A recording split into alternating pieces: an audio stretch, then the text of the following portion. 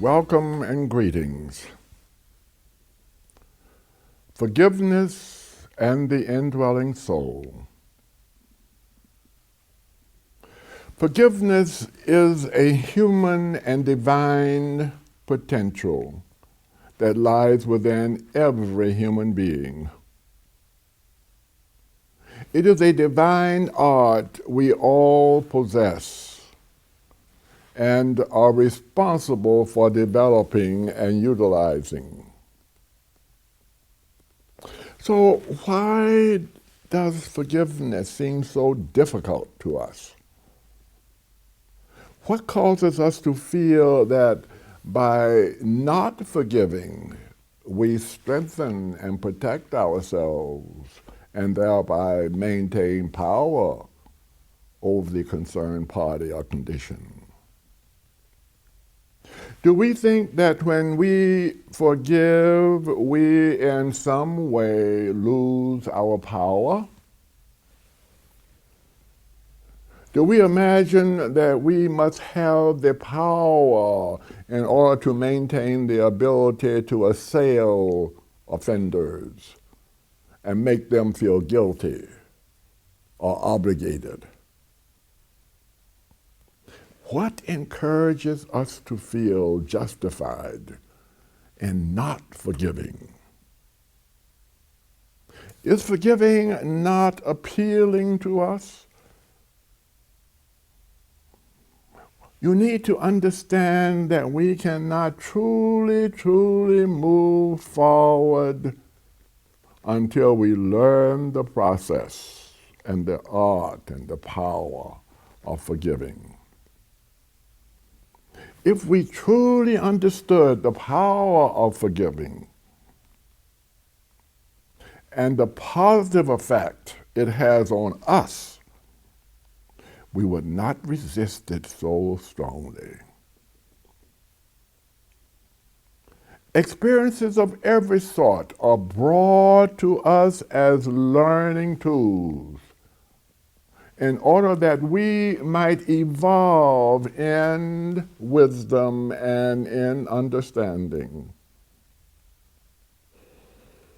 By evolving, we become increasingly more conscious of our soul's purpose and of universal laws that governs human existence. Experiences are merely cosmic lessons designed by the soul and soul personality. These lessons bring to us opportunities to understand life's purposes and for our progress to happiness. We cannot learn and evolve without experiences. People and conditions serve as cosmic role players, catalytic messengers, if you will, which assist in creating and providing lesson plans of experiences for us. Does it make sense to resent or to become angry with the messengers or conditions that provide us with experiences designed for our benefit? They might well be thought of as our teachers. And our human consciousness may not understand nor feel comfortable with or like the experiences presented. Nevertheless, we are presented with opportunities to learn, expand, and grow. The human consciousness may not realize that we ourselves have helped formulate the experience. The voice of the lesser self, the small self, the intellectual, unenlightened self, The ego urges us not to forgive. The perception of the ego's reasoning claims and convinces us that it is too difficult to forgive and that we are justified in not forgiving. We must remember that the divine mind within us is all-knowing and all-comprehensive in its knowledge of the past, the present, and the future. It does not reason in the manner in which our human intellect reasons. Hence, if your decisions are made believing only in your human logic, rather than the divine inner mind within you, you are inviting limited decisions, which in turn invite a change in lesson plans and unexpected experiences. Your knowledge, faith, belief, and trust should be in the soul and your inner divine mind. When we let our human logic create final answers for us, we fall out of harmony with the soul purpose and with the true self, as well as with the flow of universal intelligent energies, universal harmony, and universal life. We must not fail to practice and respect the all-knowing mind of the Master within. Ignoring this divine mind brings life one disharmonious situation after another. When living in a world of effect rather than in a world of causation, inner peace diminishes and anxieties increase. We must remember at all times that we are spiritual beings traveling on a purposeful human journey. The honest seeker on the path asks, what is the pathway to forgiveness? What is the pathway to freedom, liberation, enlightenment? We must bring this truth to our consciousness. And God has given to every human being resources to make this journey one of meaning and purpose, a purpose consistent with God's laws and the cosmic plan. The journey is filled with opportunities for spiritual growth and evolvement. Our inner nature and the soul's wisdom governs the physical, governs the mystical pathway to liberation and freedom.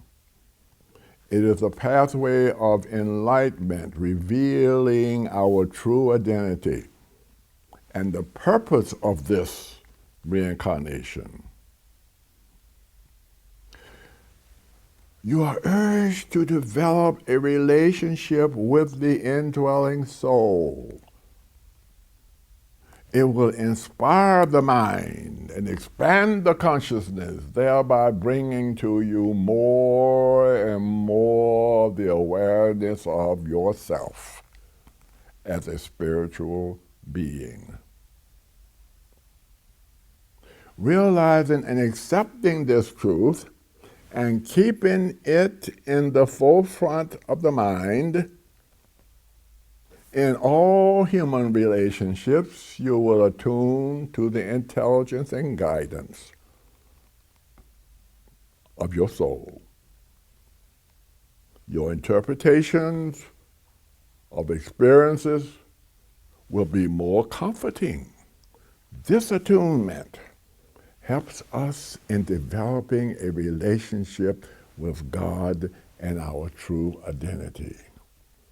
This relationship assists in living a life that is more in harmony with nature and our fellow beings. This is your goal, to make this relationship the single most important relationship of your life. The intelligence of the indwelling soul aids in the enlightening the intellect. Then we understand that our human experiences are responses to our choices, to our thoughts, to our intentions, and the actions we take. Our lesser self, our mundane mind with its intellectual analysis and encouragement from the ego, makes absolutely no connection between the human journey and our spiritual being. Some degree of enlightenment is necessary before this connection can be recognized.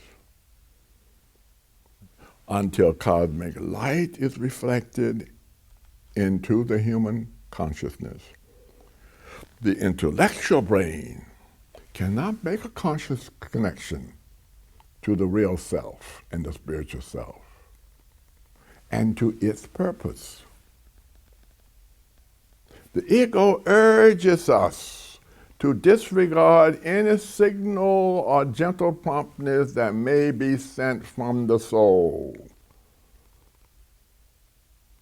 We are all students matriculating and registered in God's University of Life.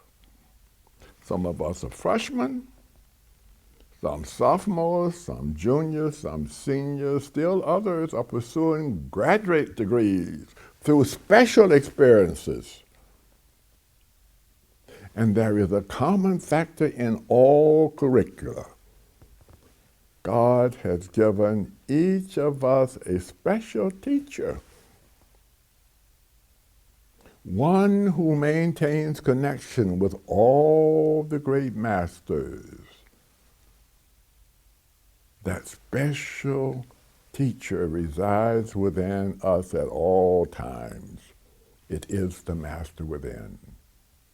Enter into that inner private and special classroom that has been provided.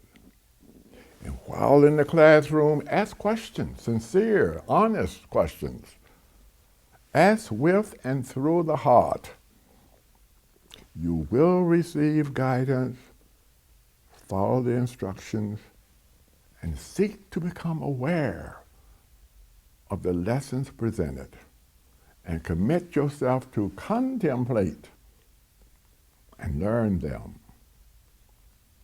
Right relations is an important lesson that is taught in the University of Life.